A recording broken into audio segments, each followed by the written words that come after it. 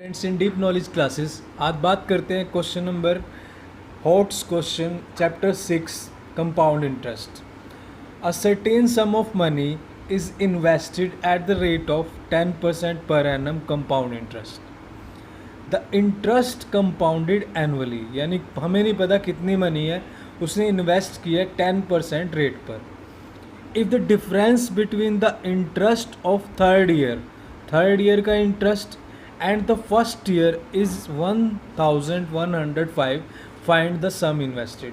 यानी हमें ये नहीं पता कितनी मनी उसने इन्वेस्ट की है, एक्स वाई जेड, ये नहीं पता कितनी है, बट ये गिवन है जो थर्ड ईयर का डिफरेंस है, थर्ड ईयर का जो इंटरेस्ट है और माइनस फर्स्ट ईयर का जो मैं इंटरेस्ट करूँ तो वो मेरे पास गिवन है 1105 रुपीज़। तो सॉल्व करते हैं, बिल्कुल इजी है। Let's start. तो स्टार्ट करते हैं। इन्वेस्टेड मनी हमें पता नहीं कितनी है, पी है, एक्स है, वाई है, जेड है, कुछ भी है। हम लेट कर लेते हैं कि इन्वेस्टेड मनी क्या हुई आपके पास 1000। आप न्यूमेरिकली करोगे तो आपको इजी रहेगा सॉल्व करना। क्लियर? आप एक्स वाई जेड से करोगे तो प्रॉब्लम होगी। न्यूमेरिकली करते हैं। क्लियर? सब अलजेब्रा से इस तरह से सबने किया हुआ है, हम इसको न्यूमेरिकली सॉल्व करते हैं। रेट क्या है? 10%। डिफरेंस थर्ड ईयर का और फर्स्ट ईयर का ये गिवन है। अब ये 1000 ही मैंने क्यों लेट की, आप ये देखो रेट कितना 10% है। ये छोटा सा ट्रिक है, जब भी आपको CI और SI का डिफरेंस दिया हो। 10% का मतलब क्या होता है? 1/10, 1/10। तो यानी जो भी डिनोमिनेटर है उसका क्यूब कर लो। 10 का क्यूब क्या होगा? 1000। तो आप इन्वेस्टेड मनी को 1000 लेट करोगे। मान लो रेट 25% होता तो 25% क्या होता? इसको 25% का मतलब होता है 1/4। अब डिनोमिनेटर क्या है? 4, तो 4 का क्यूब करेंगे तो ये आएगा 64। तो इन्वेस्टेड मनी में 64 लेट करता। कैसे भी कर लो आप, ये छोटा सा ट्रिक है। तो मैं इससे सॉल्व करने की ट्राई करता हूँ। एक्स वाई जेड और पी से सभी सॉल्व कर रहे हैं, हम इससे ट्राई करते हैं। Invested money 1000, rate 10%, difference given है, तो therefore interest for the first year, first year के लिए इंटरेस्ट क्या होगा? Same formula, PRT divide by 100। P है मेरे पास 1000 multiply R 10 multiply T1 upon 100। 20 cancel, 10 10 ज़ा 100 रुपीज़। क्लियर? तो इंटरेस्ट हुआ मेरे पास 100 रुपीज़। अब 100 प्लस 1000 अमाउंट कितनी होगी? Amount at the end of first year 1000 plus 100 यानी 1100 rupees.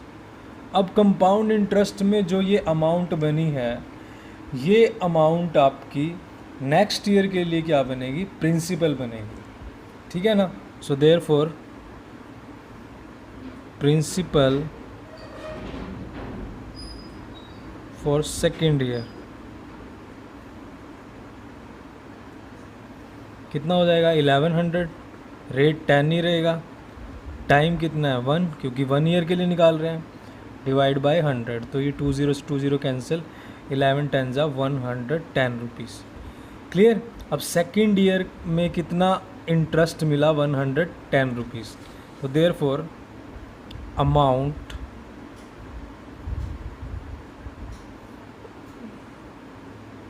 At the end of second year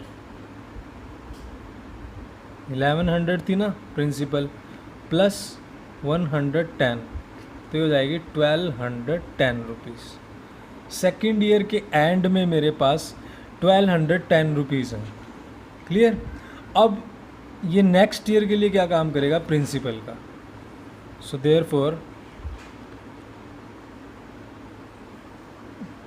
principal for the third third year के लिए प्रिंसिपल कितना होगा थर्ड ईयर के लिए 1210 रुपीज़। रेट कितना है मेरे पास 10 मल्टीप्लाइड टाइम 1, अब ये 10 और ये 10 ये 20 कैंसिल, तो ये 121 रुपीज़। तो थर्ड ईयर का इंटरेस्ट कितना आया 121 रुपीज़। आगे हमें चलना नहीं है, हमें यही फाइंड करना था कि थर्ड ईयर के लिए प्रिंसिपल था 1210, मैंने इंटरेस्ट फाइंड किया। थर्ड ईयर का प्रिंसिपल है 1210, मैंने फार्मूला अप्लाई किया। क्या फार्मूला अप्लाई किया? इंटरेस्ट निकालने का, P into R into T upon 100। तो इंटरेस्ट आया थर्ड ईयर का मेरे पास 121 रुपीज़। तो अब सॉल्व करते हैं, यूनिटरी मेथड से सॉल्व करते हैं इसको। देखो अब यूनिटरी मेथड अप्लाई करते हैं, कंफ्यूज नहीं होना है आपको। इस तरह की क्रिएटिव कैलकुलेशंस की और क्वेश्चन सॉल्व करने की हैबिट डालनी है, क्योंकि कॉम्पिटिटिव में भी आप ऐसे ही करोगे, और ये सब्जेक्टुअल मेथड भी है। देखो interest for the third year मेरा 121 रुपीज़ आया, क्लियर। और for the first year 100 rupees. Third year interest और फर्स्ट ईयर इंटरेस्ट का अगर मैं डिफरेंस लूँ तो 21 रुपीज़ आया। 21 रुपीज़ कब आया? जब प्रिंसिपल था मेरा 1000 रुपीज़, ठीक है ना। बट आपका इंटरेस्ट कितना गिवन है? 1105 रुपीज़। तो अब यूनिटरी मेथड अप्लाई करते हैं, जो चीज़ निकालते हैं उसको इस तरफ रखते हैं। मुझे क्या निकालना है? आपको क्या फाइंड करना है? सम फाइंड करना है कि सम कितना था, ठीक है। तो सॉल्व करते हैं। If difference is 21 then some कितना हुआ? 1000, है ना। मैं यूनिटरी मेथड अप्लाई कर रहा हूँ।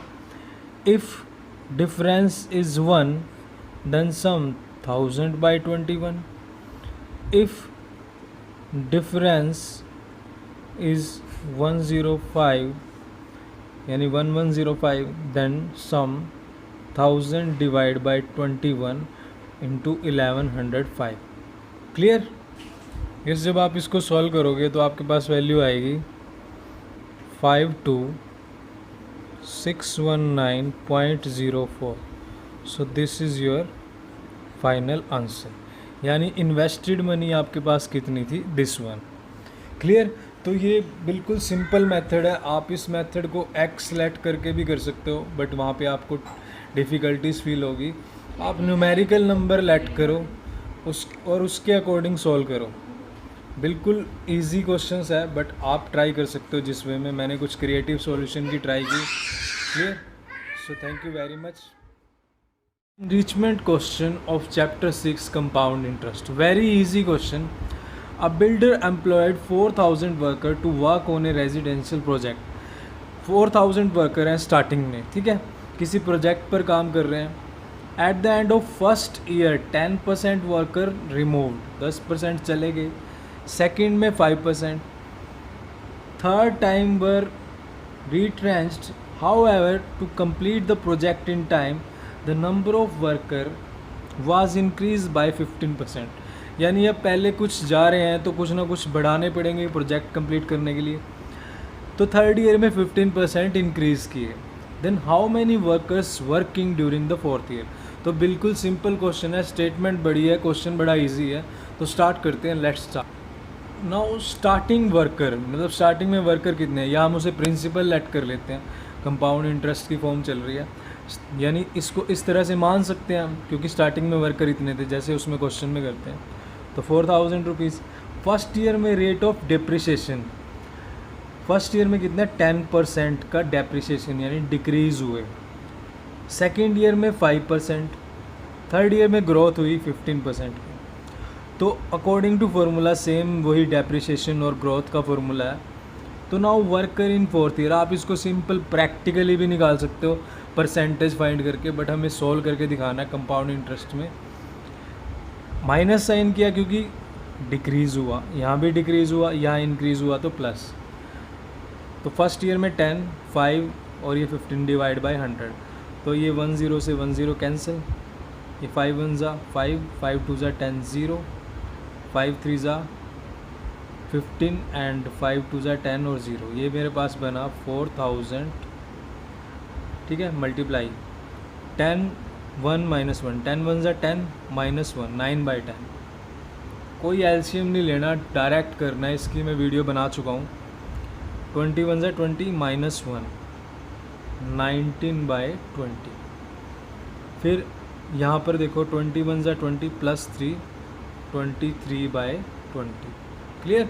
आपको इसको सॉल्व करना है, सॉल्व करते हैं। देखो ये 3 0 है, ये तो हुई कैंसिल, ये 2 2 ज़ा 4 और ये भी 4, ये भी हुआ कैंसिल। अब सिर्फ आपके पास क्या बचा है, ये वैल्यू। अगर मैं इसको सॉल्व कर देता हूँ तो आपके पास आंसर आ जाएगा। तो सॉल्व करते हैं। तो this one is your calculation. तो ज़रूरी नहीं है कि इस तरह से करना है फिर 9 से करना है, यार कुछ क्रिएटिव कैलकुलेशन ट्राई करो। 23 की 9 से मल्टीप्लाई करते हैं, फिर 19 से। 23 को 9 से करेंगे, 29 ज़ा 180, 3 9 ज़ा 27, यानी 207। बचा मेरे पास 19। अब 207 को 19 से करनी है। अब ज़रूरी नहीं है 9 7 ज़ा ये करें, ऐसा कुछ नहीं करना। 207 को मैं 19 से करूँगा, यानी 20 माइनस 1 लिख सकता हूँ। तो पहले 20 से कर देता हूँ, फिर 1 से माइनस करके आंसर आ जाएगा। 20 से नहीं करना, 2 से करना है। 207 को 2 से करेंगे, 400, 7 का डबल 14, तो 414, 1 0 है, तो ये हो गया माइनस 207। क्लियर। तो ये आप करोगे तो आपके पास आएगा 3933। So this is your answer. ये कैलकुलेशन मैं इसलिए हैबिट डाल रहा हूँ कि आप कम्पिटिटिव एग्ज़ाम में आप शॉर्ट ट्रिक से कैलकुलेशन ट्राई करने की कोशिश करोगे।